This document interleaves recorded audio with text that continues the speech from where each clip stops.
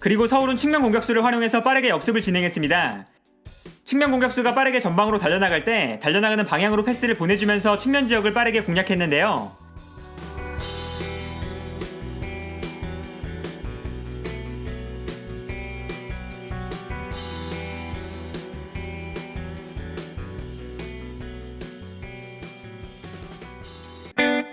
안녕하세요. 새벽의 축구 전문가 페누입니다.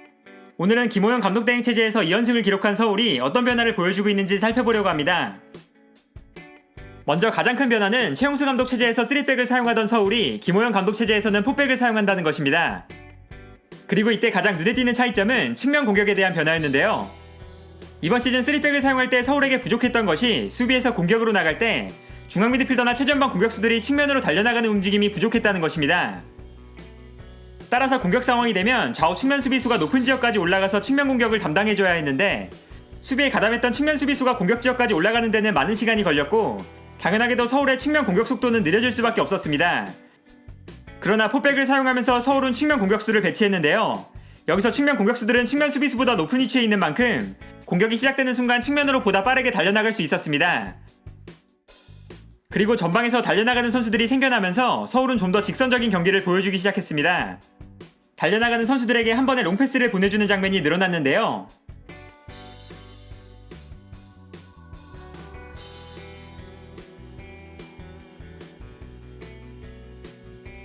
경기 기록을 봐도 서울은 이번 시즌 최용수 감독 체제에서 경기당 평균 56개의 롱패스를 기록하고 있었는데 김호영 감독 대행 체제에서는 경기당 평균 71개로 롱패스 횟수가 크게 늘어났습니다.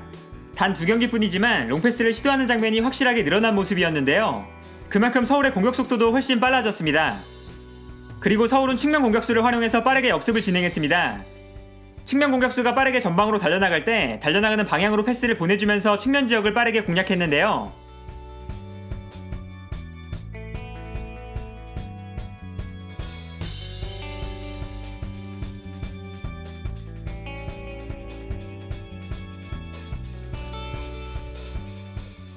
기본적으로 3백을 사용할 때와 달리 측면에 2명의 선수가 있어서 측면 공격수와 측면 수비수가 볼을 주고받으면서 공격을 전개할 수 있었습니다.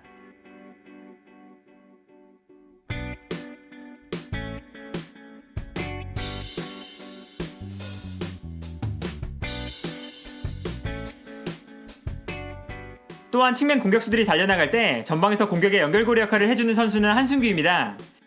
서울이 공격을 전개할 때 한승규는 측면 공격수가 달려나가는 타이밍에 맞춰서 볼을 보내줬는데요. 한승규가 공격의 연결고리 역할을 훌륭하게 수행하고 있어서 서울이 공격 상황에서 달려나가는 선수들의 스피드를 효과적으로 활용하고 있습니다.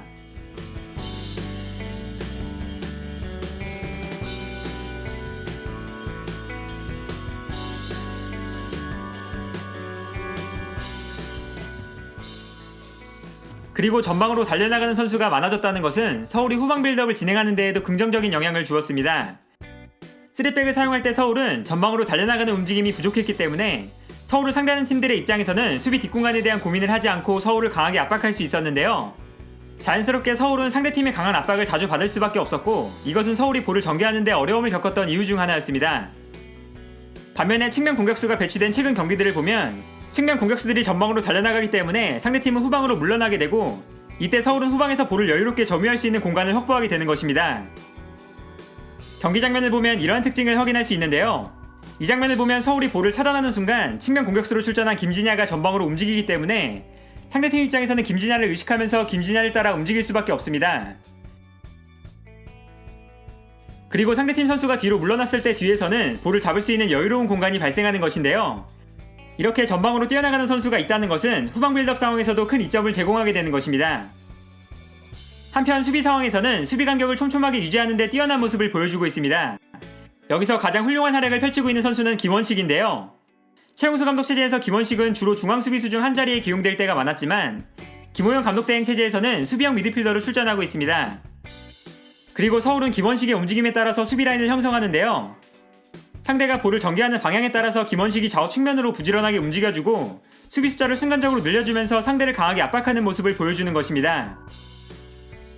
경기 장면을 보면 이러한 특징을 확인할 수 있었습니다. 상대팀이 한쪽 측면에서 볼을 전개할 때 김원식이 볼이 전개되는 지역으로 빠르게 접근해주고 있는데요. 김원식을 중심으로 서울이 촘촘한 수비 간격을 형성하기 때문에 상대팀이 쉽게 수비 라인 안으로 들어오지 못하게 됩니다. 따라서 상대팀이 공격을 전개하지 못하고 반대편으로 볼을 전개하는데, 이때 김원식이 반대편으로 움직여주면서 또다시 상대팀이 볼을 전개하는 지역에서 촘촘한 수비 간격을 만들어내는 것을 볼 수 있습니다. 이러한 장면은 계속해서 반복되는데요.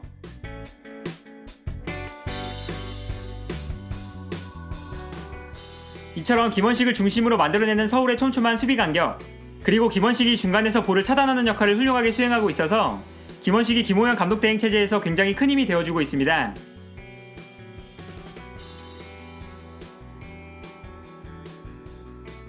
오늘은 이처럼 측면 지역에서의 활발한 움직임, 그리고 촘촘한 수비 간격까지 최근 김호영 감독 대행 체제에서 2연승을 거두고 있는 서울의 전술 포인트를 살펴봤는데요. 다만 아쉬운 점은 서울이 측면 공격수가 없는 3백을 생각하면서 팀을 구성한 상태이기 때문에 포백을 활용할 때 측면 공격수로 배치할 선수들이 많지 않다는 것입니다. 따라서 측면 공격수 자리에 출전할 수 있는 선수들의 부상 여부나 컨디션 관리가 무엇보다 중요할 텐데요. 김호영 감독 대행 체제에서 분위기 반전에 성공한 서울, 과연 서울이 어떠한 성적으로 이번 시즌을 마무리할 수 있을지 시즌 후반기 서울의 경기를 보는 것도 K리그의 흥미거리 중 하나가 아닐까 합니다. 오늘 영상은 여기까지고요. 시청해주셔서 감사합니다.